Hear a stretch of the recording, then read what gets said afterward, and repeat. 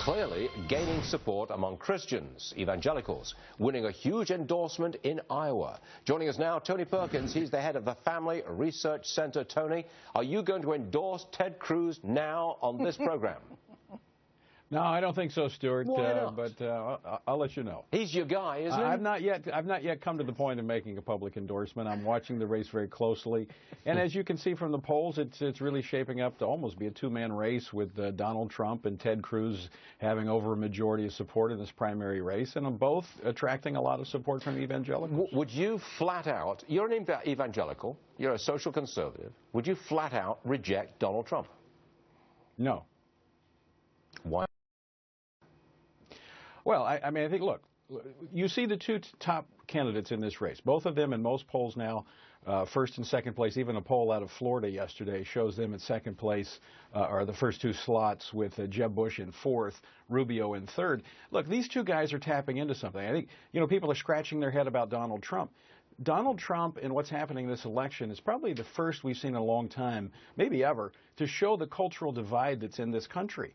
Look, people are tired of being choked back by the chains of political correctness, and, he is out there saying things that, people may not agree with him on everything, and evangelicals certainly don't agree with him on everything, but they're so relieved to have somebody actually out there saying something, and this is becoming one of those us versus them races where, amazingly, Donald Trump is becoming one of us, is what people are saying.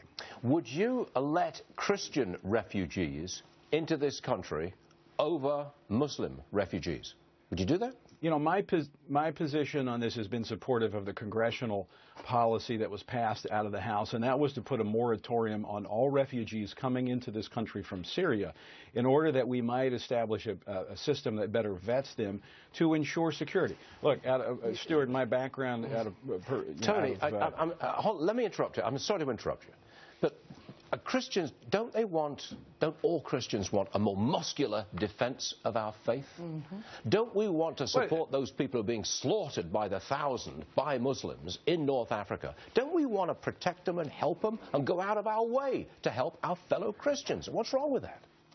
Well, Stuart, let me be candid here in my background. Not only have I been an evangelical leader, I'm a veteran in the Marine Corps, and I also worked with the State Department anti-terrorism for about 5 years. So I understand the dynamics of what we're dealing with. What we do need to do is be more muscular and aggressive in defending the in the Middle East right now. I mean, we have genocide taking place, and we're turning the other way. But we if they're the victims of genocide, Tony, why can't we let them in on that basis? We're considering doing that with the Yazidis. Why can't we do it with North African Christians?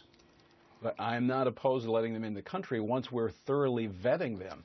In fact, many of them, Stuart, do not want to come to this country. They would rather stay in the region of the world they're in. Some do, but we need to vet them as well to make sure that they haven't been infiltrated. Look, as we saw in California, this threat to the country is very real. Our first obligation, and I'm saying this as an American Christian, our first obligation is to protect people here in America. Yes, we want to let them in. Yes, we want to protect Christians.